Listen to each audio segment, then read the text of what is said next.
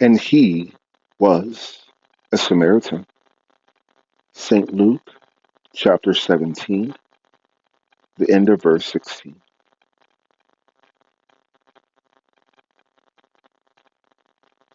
The Samaritans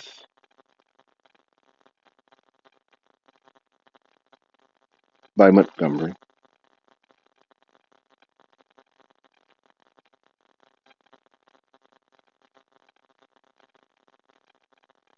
The Samaritans, chapter 1. The rediscovery of the Samaritans. The existence of a peculiar sect native to Samaria, the central region of Palestine, is first noticed in the Old Testament, 2 Kings 17, where they are called the Samaritans. This record narrates that the land of the northern kingdom of Israel, having been denuded of its population by the Assyrian conqueror after the fall of the capital, the city of Samaria in 722 BC, was repopulated by heathen colonies transferred thither from distant parts of the empire. The deities of the respective colonies and then named, and the narrative proceeds to relate how, upon the outbreak of a plague of lions, the newcomers bethought themselves, in true primitive fashion, of the claims of the neglected god of the land. In consequence of their distress, they sought, with the patronage of the Assyrian king, to learn the way of the God of Israel, and added his worship to their respective cults, the result being an eclectic form of religion, abhorrent indeed to Yahweh and to all who found in him the one true God. After a lapse of 2 centuries, the people of Samaria appear again as the opponents of the restored Jewish state, and especially as objecting to the rebuilding of the temple at Jerusalem. The history of the Jews, as continued by the book of Maccabees and the works of Josephus, abounds in references to the Samaritan sect, whose members always appear as the arch enemies of Israel. The historians of the pagan empire of Rome give some data bearing upon the sect, while the Byzantine chronicles and edicts of the 4th, 5th, and 6th centuries have much to report upon the obnoxious and rebellious nature of the people. To the man of average information, the sect is mostly, if not solely, known through the contact which Jesus several times had with the Samaritans and from his parable of the Good Samaritan. It is characteristic of the Christ's gentleness that these evangelical accounts alone, to popular knowledge, redeem the ill fame of that sect. He himself even was given the opprobrious epithet of Samaritan, a chapter in the Acts of the Apostles, and then, particularly in their comments upon biblical passages, the Church Fathers throw some light upon the relations of the Samaritans with Judaism and Christianity.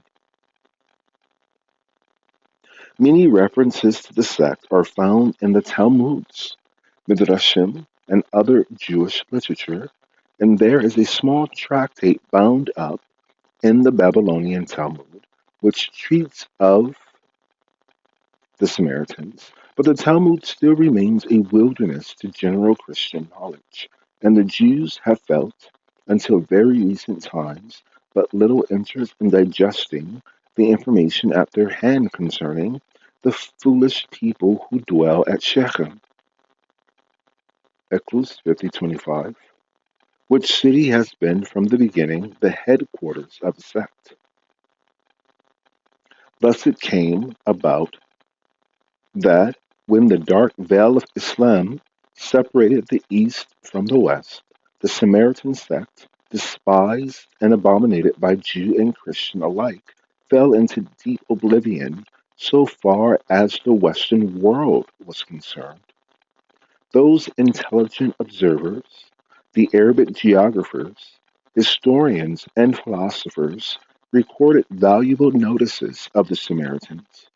The Jewish traveler, Benjamin of Tudela, brought home some exact information concerning them. But medieval Europe was too sunk in barbarism to have its curiosity awakened. Even the Crusaders utterly ignored the Samaritans, although the sacred city of the sect, which since the Roman period bore the name of Neapolis, was one of the gay centers of those marauders. Among the many travelers who, in the spirit of adventure, visited the Orient after Islam had recovered its own again, only two before the 17th century seem to have noticed the Samaritans Wilhelm von Bodicelle of Lower Saxony in 1333 and the author of the more or less romantic work ascribed to John Mandeville, composed between 1357 and 1371 and widely read in many editions and languages. What the entertaining Sir John has to say about the Samaritans, how that they are a distinct sect and wear a red turban, is very accurate, but probably it was all taken as one of his traveler's tales. The Samaritans became to Christendom as real or as unreal as the lost 10 tribes who dwell beyond the fabled river Sebastian. The dense darkness was at last penetrated by the genius and the will of the greatest scholar of modern times, Joseph Scaliger. In 1583 was published his immortal work De Emendatione Temporum, in which he asserted the rights of the Orient to its place in universal history, and the value of all Oriental chronicles for the scientific historian.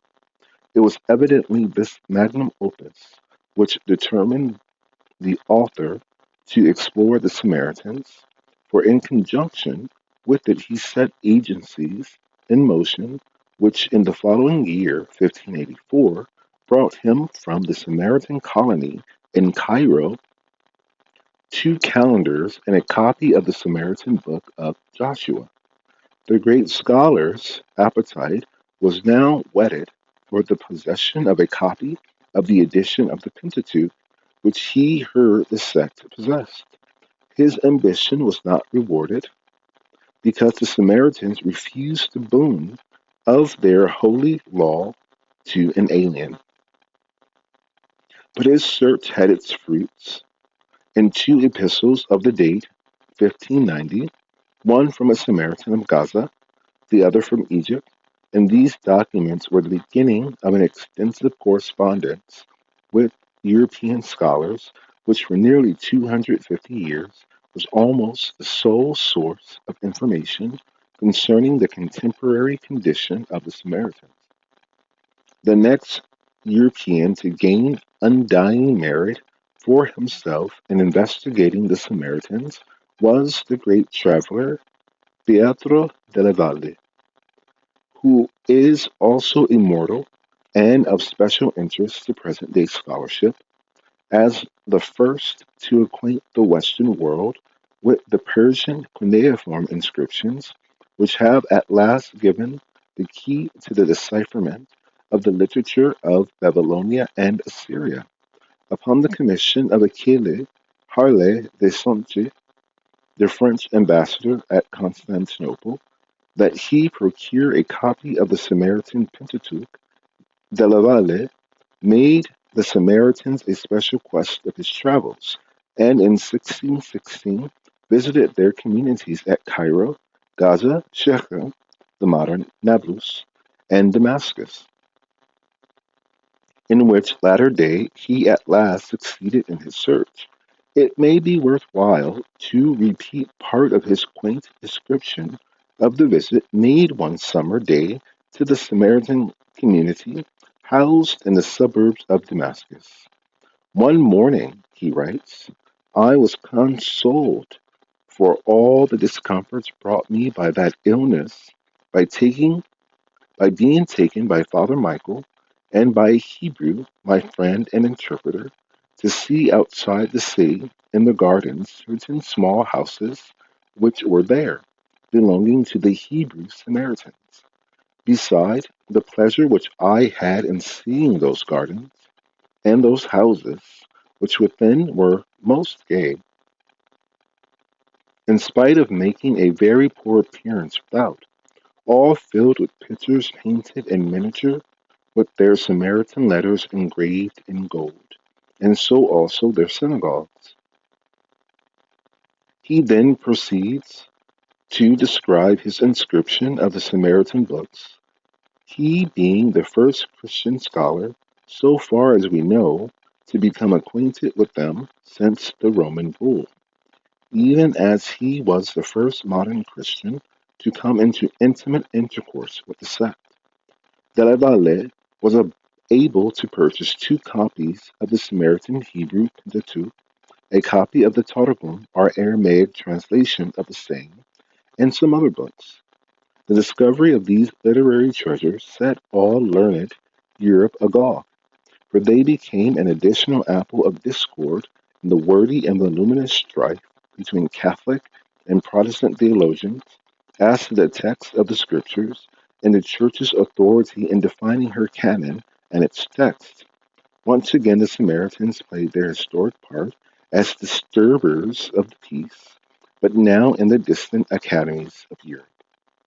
At the end of the same century, three travelers visited the Samaritans, the first of whom, Huntington, gave review stimulus gave renewed stimulus to the interest awakened in the sect. The two others wrote brief descriptions of the Samaritans at Nablus. One of them was Henry Maudril, the predecessor of Huntington in the chaplaincy at Aleppo in 1697, the other, the Frenchman A. Morrison, in 1698.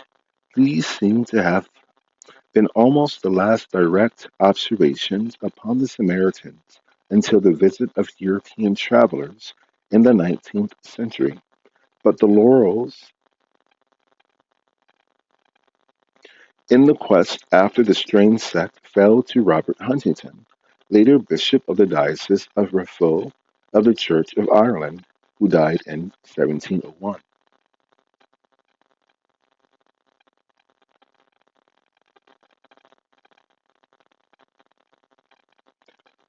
When chaplain at the English factory in Aleppo, he undertook a visit to Jerusalem in 1671 and on the way visited Naples. The Samaritans were astonished at his interest in them and at his acquaintance with their literature and script, and they assumed that the Israelites in England, of whom the clergyman spoke, were their brothers. By nursing their self deception, he obtained a copy of their Pentateuch, and soon afterwards at Jerusalem received from them an epistle addressed to their brethren in England. Before an answer arrived, the Samaritans addressed to him another letter written at Gaza in 1674. The first epistle came into the hands of Thomas Marshall of Oxford, rector of Lincoln College, 1672 to 1685, who in 1675 addressed a Hebrew epistle to the Samaritans, which informed them that the writers were of the race of Japheth. Its substance was a pious attempt to proselytize the sect for the Christian Messiah. Huntington forwarded this letter, accompanied by one from himself, inquiring concerning the alleged dove cult of the Samaritans.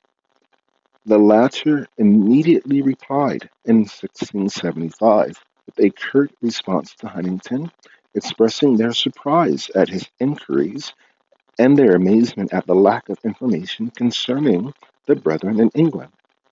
The earlier correspondence had been couched in Hebrew, the mother tongue of the sect, and written in the peculiar Samaritan script. This letter was in Arabic, the vernacular in Palestine. The reply was accompanied by two epistles addressed to the brethren in England, the one in Arabic, the other in Hebrew. Another Arabic epistle for the English brethren was addressed to Huntington in 1688. Huntington's deceit was an unfortunate one, for it established in the Samaritan mind a well-founded suspicion against the Europeans. In the same decade, with the epistle last mentioned, falls the correspondence between Job Ludolf, the Amsterdam scholar, and the Samaritans. He availed himself of the services of an itinerant Jew who was acquainted with the Samaritans to forward them a Hebrew letter. In the following year, 1685, the Samaritans replied with two epistles, containing largely duplicate matter. Ludolf again replied, and in 1691 received a third letter of date 1689. A lull then fell upon this learned intercourse until it was taken up by the French savants of the 19th century.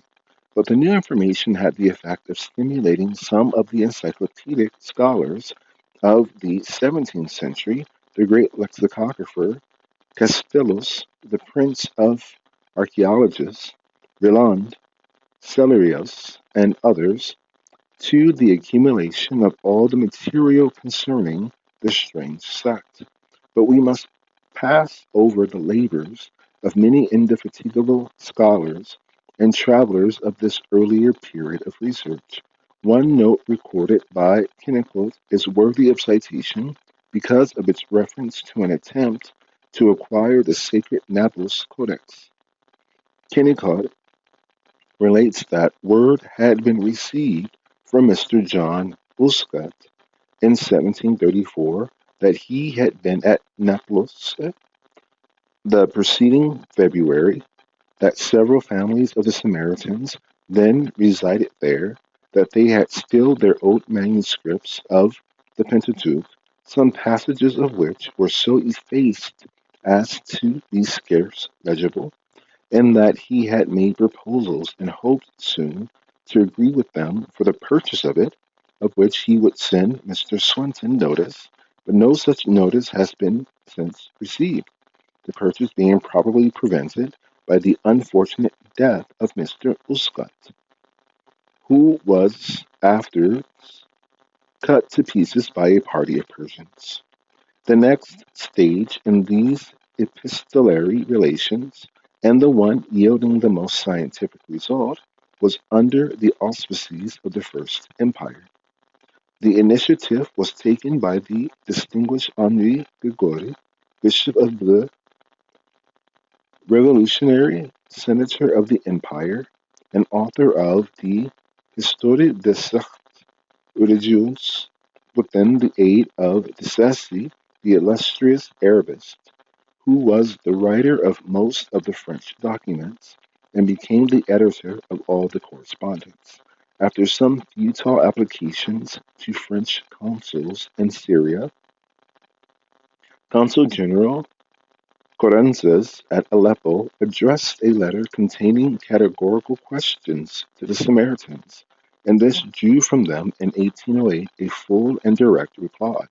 But the answer only provoked further questions, and these were drawn up by Glory and Dessassi in a memoir containing 16 questions. Direct answers thereto were received in a long Hebrew letter, accompanied by a short one in Arabic of date 1810. 10 years later, in 1820, they reached Dessassi. There reached Dessassi an Arabic letter accompanied with a table of contemporary astronomical observations, and also a Hebrew epistle addressed to the brethren in Europe. Finally, in 1826, there arrived a Hebrew epistle addressed to the Samaritans in Paris. These Samaritan epistles, dating from Scaliger to De Sacy, are most valuable in the information they give upon the theology and the contemporary condition of the Samaritans. The latter answered the questions addressed to them with great intelligence and frankness, while the sincerity of the information is the more evident because many of the letters were addressed to the assumed brethren in Europe.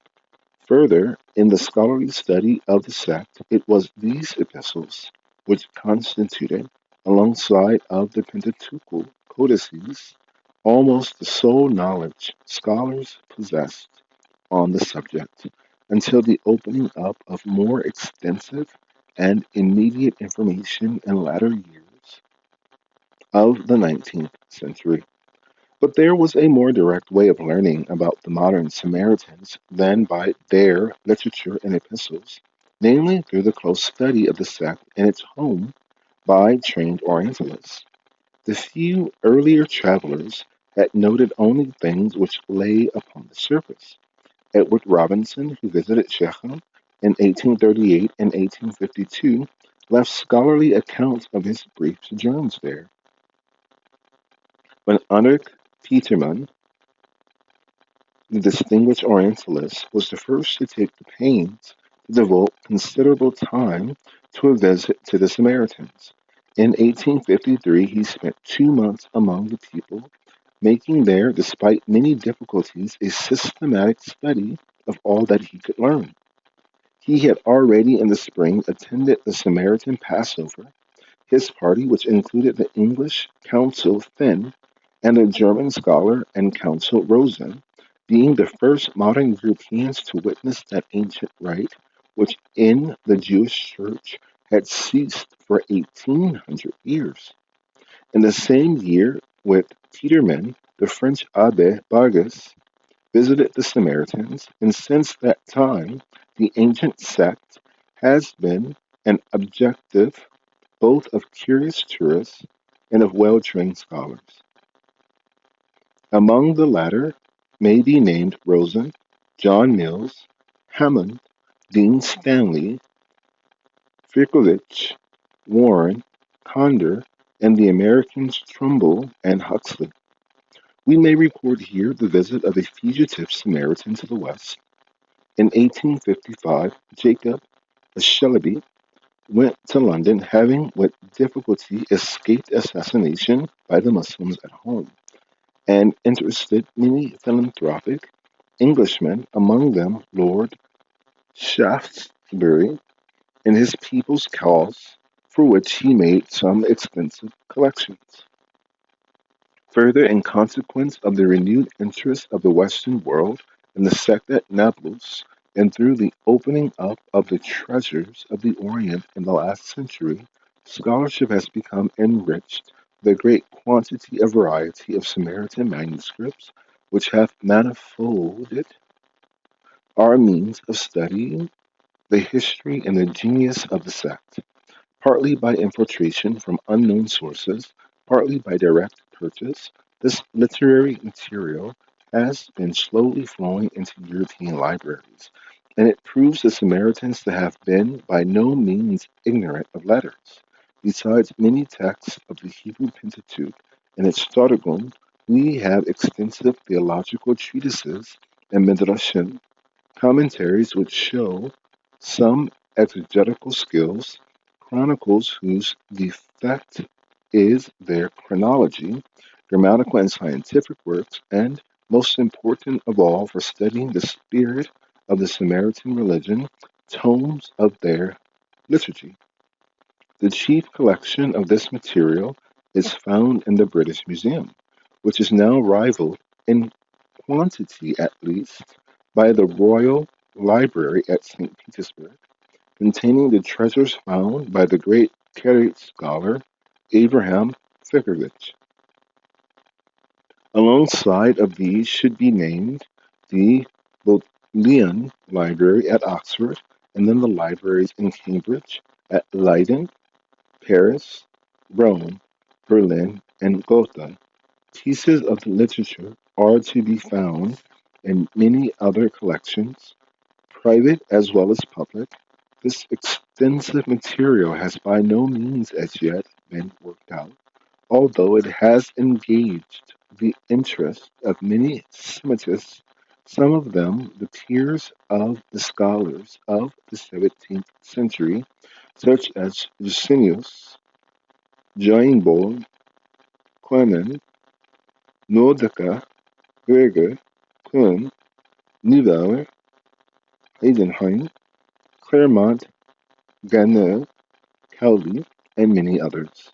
The long list of whom shows that Samaritana evoke the attention of specialists in many different lines.